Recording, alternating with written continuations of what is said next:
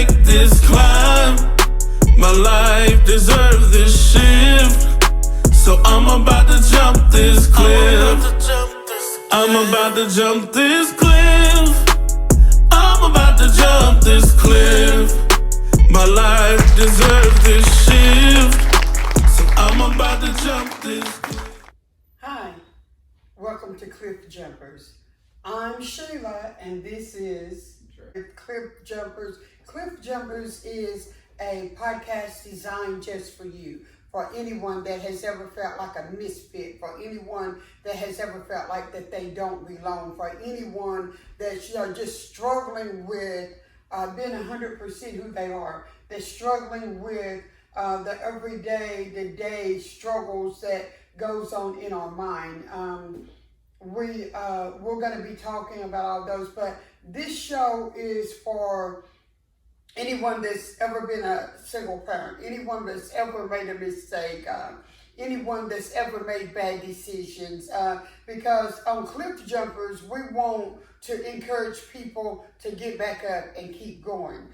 We have a list of topics that has came in, and the first one that we're going to do is wrong for caring about looks. That's a good one. Because, I've heard before, beauty is in the eyes of the beholder. I've heard before, what looks good is not always good. And I've also heard before that you have to know yourself and exactly what you're looking for. But that's a good question that's been posed. In your opinion, does looks matter? And then answer the second part of it. Should looks matter? Well, looks definitely matter to me. It definitely matters. It plays a big role. Even though I know that it shouldn't, but it does though. But it does to everyone. Everyone that says that it doesn't, they're not being honest about it. Well, speaking from years of experience, when I was younger, looks was more important to me. Now the person as a whole is more important to me. And so I was talking to someone earlier and I asked the question, is anybody truly a 10? And then, it made it to where you had to analyze what's your measuring scale. What are you measuring the numbers 1 to 10 on? Well, for me, the measuring stick is personality, spirituality, looks, striking my interest. So a lot of different things is in there. But if I take away those components and I just go on looks alone, I'm trying to figure out if I even know anybody that I think is a 10. And looks is in the beauty is in the eye of the beholder, because what a 10 might be to me, you might be looking at that person and say, what is she thinking? So, if you were going on a scale, what would you actually be basing that scale on? That's my question. Where do you get your preference of looks from? For the young audiences, does that come from, your first set your preference for the rest of your life? Okay, your first might set your preference for now, but as we are living, breathing organisms that continue to grow and continue to take on new ideals, new concepts. And here's the thing that I would say about that. My experience at your age and my experience at the age I am now is completely different. How I saw and my measuring stick then is completely different now. And so the bottom line is that how you're going to relate to any given person is going to be accumulation of life skills. What have you been exposed to? If all you've been exposed to is that girls that look a certain way and act a certain way, you might be using that yardstick, that measuring stick to say this is what your preference is. I assure you that my preference at 16 and my preference at 50 is completely different. Well, how would you go about, overcoming, how do you create a new set of measurements like you were saying? It's going to be based on broadening your horizon. You need to read something every day. You need to learn something different every day. And you need to know that looks is not going to be able to sustain you. If you... Hey guys, thank you for tuning in to Cliff Jumpers. Please go down to the bottom and hit that red subscribe button if you want to see when Dre and Sheila go and post a video at 9 p.m. on Wednesdays and Fridays. This is our merchandise. We have t-shirts, hoodies, and masks, and much more to come. So guys, please go ahead and subscribe.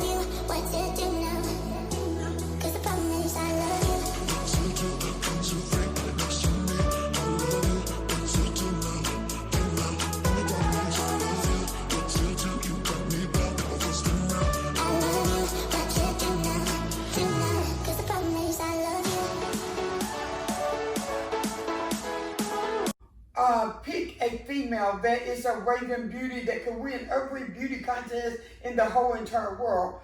But you can't have a conversation with her. She can't be your ride or die. The only thing that she's bringing to the table is her beauty. And I'm not saying anything against beautiful people, but I'm just saying that you need more than, in the long run, you're gonna, if you know, at your age, you probably are not thinking about the long run. But, you know, in the long run, you're going to need more than looks to sustain you. But in my personal experiences, I've ran across a girl that I could have a conversation with. And we were connected intellectually, but she wasn't, you know, what I would prefer in looks. And it didn't work out. You know, just being honest, it didn't work out. Well, okay, so it didn't work out. Well, then you have to analyze why it didn't work out. Was it because you're still hung up on looks? I mean, you know, because what's important to me today and what's important to me tomorrow is going to be completely different things. I mean, it's not that I'm hung up on looks, but I would feel wrong doing that knowing that that's not what I prefer. Knowing that I find another girl more attractive. Well, what I have to say about that is that just like every great athlete that's ever been, somebody comes along and does it a little better. So you're saying that it's okay to be with someone that you don't find highly attractive? It's okay to look around and see other women more attractive than the one I'm with? Yes, because that's going to happen. It would be impossible for you never to see another female that you find attractive. Now, it's a difference between finding someone attractive and acting on that, wanting to be with them. No, I see handsome men all the time. I just acknowledge that they look good. I don't get their phone number. I don't pursue them. I don't. But, you know, you're going to have to be honest with yourself and your mate or whoever in that there's a lot of attractive people in the world. And I've been in situations before where I met a person and I really did not think that they were that attractive, but I liked the person because they were like a good person. I didn't plan on having a relationship with them or anything, but as time went on, when I looked at that person, they didn't look the same to me because I got to actually know the person. And I think that whether people are 10s, 9s, 8s, 7s, whatever they are, I think that looks is what gets your attention. But it's the personality and the intellectual and the emotional side of a person which keeps you. So the looks might be the initial thing to get your attention, but I don't think that just looks can hold any one person, because I don't know about anyone else. I can't just sit and look at somebody 24/7. I mean, I'm just being serious. I mean, yeah, because you're at the time now, you know, you're older than I am, so you're looking for a life partner. I'm not looking for a life partner. Okay, when I wasn't looking for a life partner, there was not, and I've seen some fine men, and I give the men their credit and their props, but there's not a man on the planet that I have ever met that I can look at 24/7. I can't do it, but that's my makeup and I know me. So, but me sitting here looking at you and all I can do is just look at you, no conversation, no interaction, no. It's definitely a balance. I'm not saying, you know, that I could be with someone who was a terrible person but was a 10, like, because that wouldn't work either. But it has to be balanced. Okay, and I'm glad that you mentioned that, because in everything that we do in life, we're putting it on a balancing scale, and so we have to balance that out. If we're not careful, when we don't have it balanced out, we neglect some things that we shouldn't neglect. Now, the second part of the question is what I really find interesting, because it was someone else on, and they were talking about how once someone found out that it wasn't the person they had been dating for 6 months, and then they found out that it wasn't the person's real teeth. So it took them 6 months. Yes, it took them 6 months to figure out that the other person had dentures. If you had invested, I mean, I can understand it from both sides, but that's not a good conversation starter. Hey, by the way, I have dentures. I mean, but in the course of 6 months, that wouldn't be the first thing that you say, but within the first week, if you really feeling her and she really feeling you, you should definitely, let that be known. I wouldn't hide that for 6 months though. Well, I mean, I don't think it was a question of hiding. I mean, people just normally don't go around saying, all of my teeth's not real. But how they ended up finding out though was because they ended up spending more time together, and it progressed, and then he had to take them out eventually. So if I knew it was heading that way, I would have went ahead and mentioned it. I wouldn't let her find out though, because that's a bad look. Okay, so you've invested 6 months of your time in someone, and they have false teeth. I mean, honestly, what I would have did is, if I feel like it could really go somewhere and I really liked her, I would just, pay for her to get veneers or something like that. Because no teeth, I can't do no teeth though. Like, Okay. I can't do dentures. Okay, but apparently the teeth were done well, because she didn't know that they were false teeth. And so I guess, send somebody with teeth, and then boom, one night you just see them without them. I'm sure that can be kind of shocking. But 6 months, you invested 6 months of your time.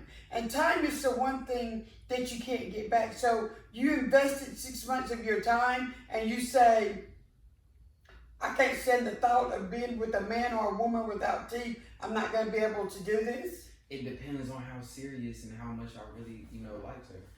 It would depend on that. But I mean, I don't think I would just ghost it, like how what happened in that story. I feel like that I would give it a shot. I would at least try, to make that work. But if I honestly couldn't do it, and I honestly didn't like that at all, I'd just be honest and say I don't like that, and we could try to go get some veneers or something like that. But see, I would at least offer to pay for some veneers for it if I really liked it. Okay, but listen, so it's not one of these things where you can close your eyes and say, I don't know that those are false teeth. I don't know that those are false teeth. So it's not but that's very interesting, because there's no perfect people in the world. So everybody has flaws. And so the flaws that I might be able to deal with, someone else might not be able to deal with those same flaws in a person. So my question is that somewhere in the 6 month period of time, what do you think would have been a good measuring scale, just in case someone else has a plate, false teeth, dentures, however you want to say it, and we're talking about, how do you tell your mate that, because it's something they need to know. Same thing. So if I had a artificial leg, and I'm just coming up with different scenarios because I'm medical, and you couldn't tell it. I couldn't be with a girl who had artificial legs, no. Why? Because that's unattractive to me. But am I wrong for, feeling that way? Well, and I'm glad that you're bringing this up. I mean, you can have empathy for somebody that's going through something, but only each one of us knows what we're able to deal with and what we're not. So, we have to learn to be honest about, Is it anything wrong with that person? No, it's just a situation that you can't handle. Well, it would depend. Like right now, 15 to 25, like no. But if it's like a life partner though, and she's life partner quality, and I'm 25 plus, then I feel like I could look past that. And so we're talking about these things because you have to know what you can get past and what you can't get past. All of us is different. So what would drive me up the wall, you may think, that's a piece of cake. Why is she so upset about it? Why is she doing all of that? And in reality, it's one of my triggers. It's one of the things that I find very difficult to get past. So, you asked the question, are you wrong for feeling the way you do? And I always tell people, feelings are not right and they're not wrong. It's just what you feel. And that's you being honest with what you can and what you can't deal with. And now my suggestion would be, is that you let the other person know up front what you can and what you can't deal with so that you don't waste their time. Now back to that story, 6 months is a long time to have invested in someone and find out that they have dentures, false teeth, and you say, oh, this isn't going to work for me because I can't stand the thought of false teeth. I can't, when she closed her eyes and envisioned him without the teeth, it just really messed her up. So, can we actually fault her for that? No, because she was being honest about her feelings. But the question is she shallow? Because everything's about looks. Here's what I gotta say about that. The way that happened in that story, the way she approached it was shallow. The comments that she made and the way that she went about it, you could tell off rip that he shouldn't be with her anyway, just because of the way she was talking about and the way she was doing it. That she was shallow for that. But if she would have approached it and been like, honestly, you're a good person, but I just can't do that, like we could still be friends, all that. Like I don't feel like that would be shallow. Okay, so I feel like it'd be shallow if she like just ghosted him and lied to him about it and was childish about it. Like that would be shallow to me. So the reality of everything is that first of all we have to be honest and true with ourselves before we can be honest and true with someone else. And know yourself. Know what you can deal with, know what you can't deal with, and be honest with yourself first and be honest with the other person, knowing that we're all different. We all have some type of flaw, but it's still about what you can deal with and what you can't. There might be, there's things about myself that I might cover up or want to hide because I see it as being ugly and unattractive, but someone else can come along. So see, that is true. Beauty is in the eyes of the beholder. But I honestly feel like, in the world we live in today, women in makeup and all that, I feel like it's taken a little bit too far. I feel like some of these girls changed their whole face.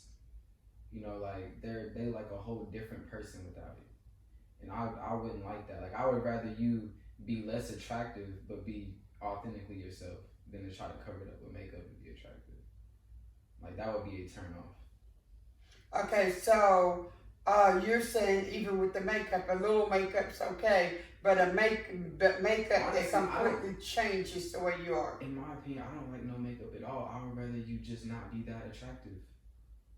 I would rather you not use any makeup at all, but a little bit, isn't a deal breaker or nothing. But if you're changing your whole face, I can't do that. Okay, so you just acknowledge makeup that would change a person's whole appearance is a game stopper for you. But if she's just using a little bit, then she really don't need to know it. No, that's true. But makeup might make her feel better. And so I know a lot of women, I'm not one of them, as you can very well tell, but I know a lot of women that they never let anybody at all see them before they put on makeup.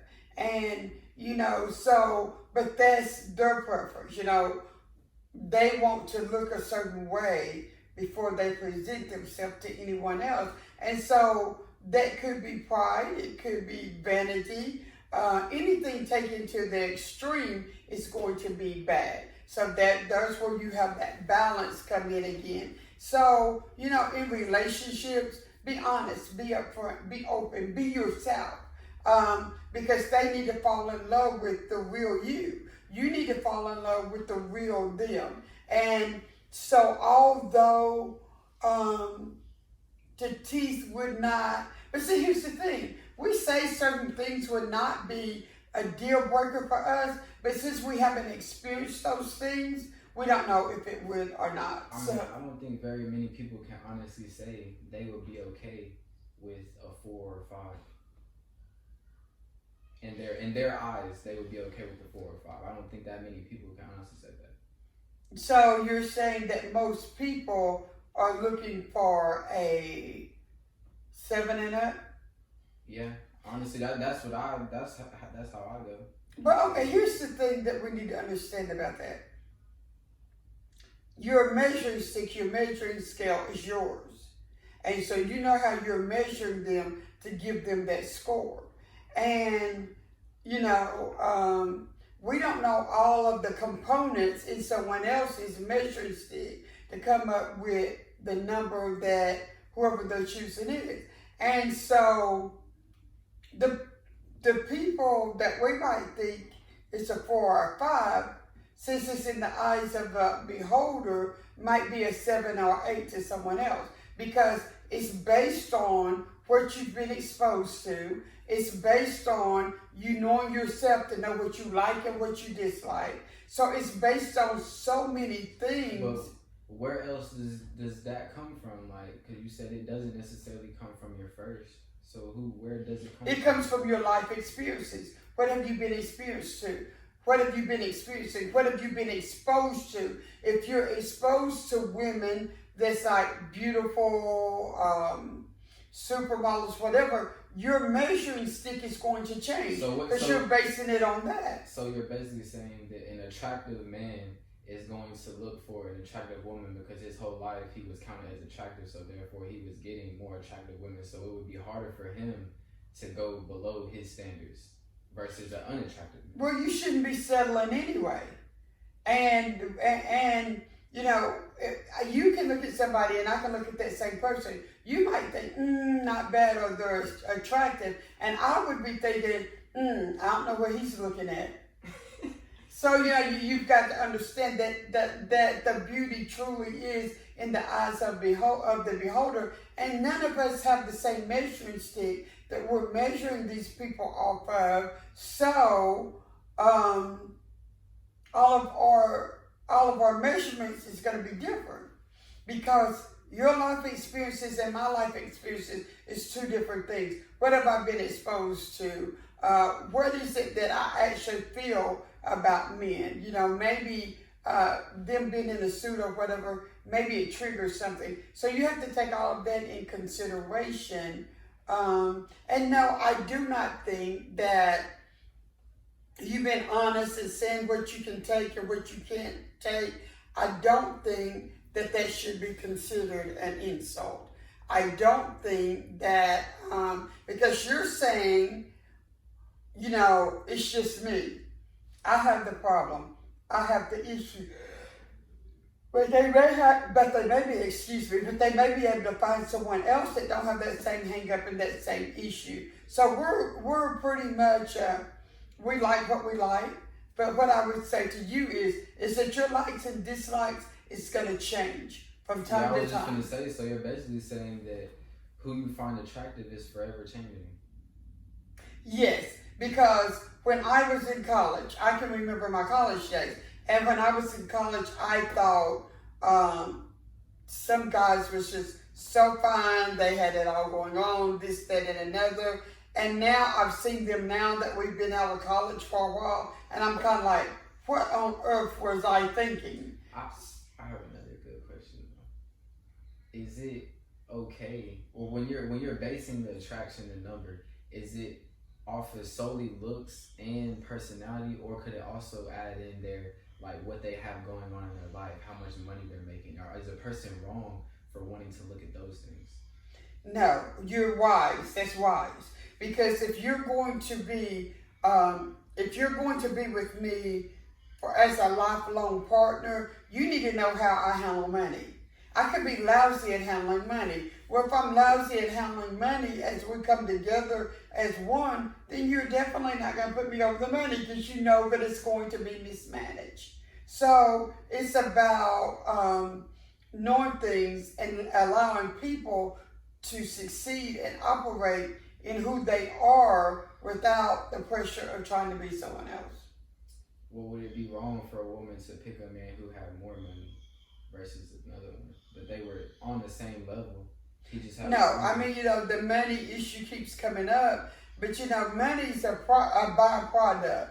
So, actually, I would rather for them to have plans and resources that would allow me to make money versus them just having money. And so, a lot of times people don't come into relationships on equal footing. Well, if y'all have an understanding, that's okay, because it'll work itself out. But I don't feel like that goes both ways, though, because I feel like that it'd be wrong for a man to pick a woman about money.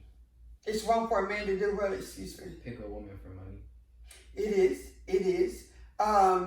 We're not saying that that's the only thing. We're saying that while you're doing your research, while you're getting to know the person, it's always good to find out stuff about them. How do they act in stressful situations? Are they financially stable? Because if they're not financially stable, I need to manage the money. I need to work a good job. It's some things that the other person needs to do until that person becomes financially stable.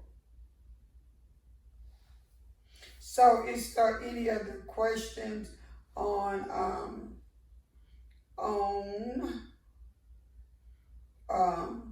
how do you deal with being stranded? And what is it about low energy? Wait a minute, this is not the one that we did. We should just end it. Okay, I'm sorry, we're not on that one. But, so just keep in mind that it's about, first of all, you got to be true to yourself. You can only proceed forward when you find help and find love within yourself, when you find yourself. I always like thinking of it as the prodigal son. And when he came to himself, he went back to the Father. And so when you come to yourself, you have some revelation that you didn't have before. But a lot of the problem is people look to see themselves through other people, which we'll get into codependent relationships on the next episode. Yeah, and people put other people up on a pedestal. And then when that person does the human thing and fall off, then, we get mad at God. It's God's fault. Because I guess he shouldn't have put the person there, this, that, and another. But God is a God of opportunity. And he opens up doors and he gives opportunity. It's up to us for us to actually walk through the door. I think that's all we should say on this one. All right. I think that does it for our topic for the day. We're just so excited to be on Cliff Jumpers and bringing different podcasts to you to help you live a better, productive life. Now, remember, look for us again anytime. We're going to be doing the show Cliff Jumpers with Dre and Sheila. Life is on the line, so Lord, I gotta make this climb. My life deserves this shift, so I'm about to jump this cliff. I'm about to jump this cliff.